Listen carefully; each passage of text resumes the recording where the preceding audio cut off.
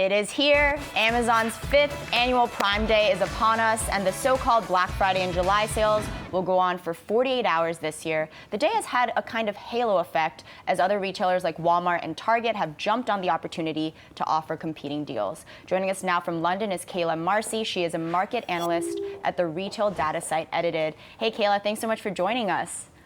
Thank you so much for having me. So when you look at even the deals that have started to flood the zone right now, are there any things that catch your eye, especially compared to the last couple of years?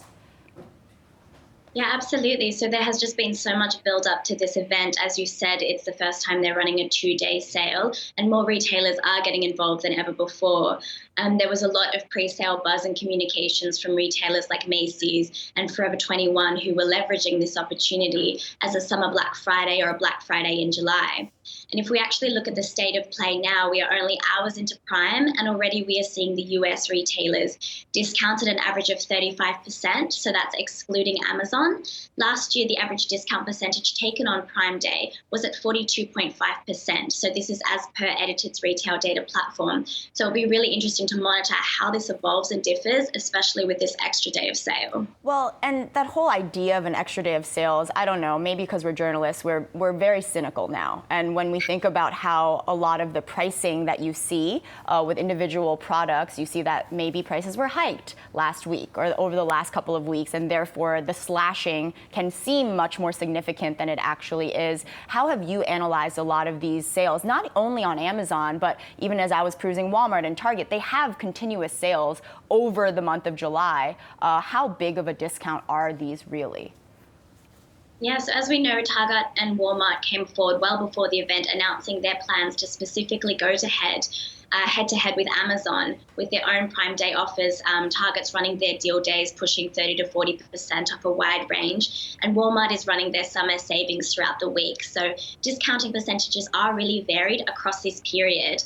But one thing that they all have in common is that they're opening up these offers to all customers when, as we know, Amazon Prime is specifically limited for those Amazon Prime customers. So all customers will have this opportunity to shop sales at these different retailers. Hi, Kayla. Sorry hi. about that. Dan here. I just wanted to ask you, there was an interesting report this morning from Bankrate that basically said that one kind of side effect for the consumer of Prime Day is that people end up overspending because you see the discounts and all the hype, and Amazon credited with creating all this hype, and you get people to buy things that really they don't need and wouldn't otherwise buy. Yeah, absolutely. And I think also eBay pointed that out as well with their marketing campaign. They went around and they called it their crash sale, making fun of course, when Amazon actually went down last year on Prime Day. And then eBay went forward and saying that they're actually offering discounts on things that people want, and then taking a further discount even when the Amazon site does crash. What I'd also like to stress here is this is an opportunity for retailers to be really quite strategic in the product that they're discounting and stick to moving product that perhaps needs a bit of extra help moving, and not just discounting for the sake of it, because these heavy margins can actually affect these heavy discounts can affect retailers' margins and end up hurting these retailers in the long run. Well, and Kayla, I wanted to ask about that, the balance that a retailer has to strike between basically cleaning out inventory and offering something someone might like. I suppose the risk is that if you're, cleaning out inventory for a certain item, not to single anybody out, but I bought an Instant Pot on Prime Day, or I think it was Cyber Monday, and I got it, and I was like, this is kind of stupid. Like, I'm glad that they pawned this off to me. Do you risk alienating some of your consumers if you're clearly just sort of clearing the channel for something that was either, it was going to be a late model, or it was going to be something that people didn't really like anyway? Yeah, I mean, it's definitely beneficial as an opportunity to get rid of your inventory before the new season runs around.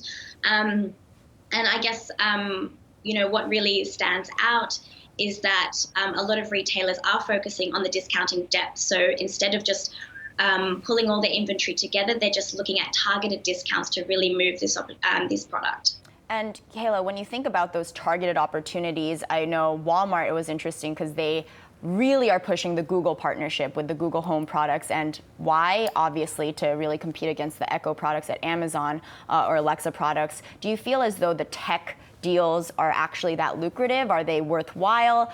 Because to Miles's point, I'm not going to be buying an Instant Pot this year, but should we be buying that 5K TV? Should we be doing a little bit more research on those electronics? Sure. Well, the Amazon Prime Day is, tech is the biggest category that is discounted and that sells through. But Edited, we're a retail data platform and we focus on apparel. And we've noticed that on Amazon, they've got a lot of their own brands and then they've got apparel and beauty as well. And that's something that customers are shopping. So then when we looked at competitors who were discounting to compete with Amazon, we saw that the top categories in apparel were tops, bottoms, and accessories as well. So customers are definitely shopping that, and retailers are seeing that there is an opportunity to push those categories as well.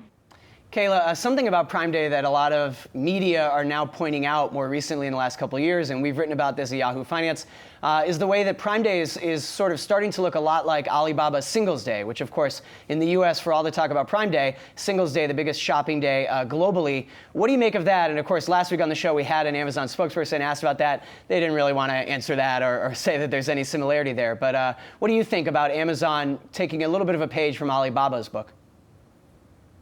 Yeah, so Prime Day is still a relatively new sale period and it did originate from just one retailer only. We have seen it grow every year and more retailers competing every year, but it still is not at that scale of Alibaba's Singles Day is still generating the most income.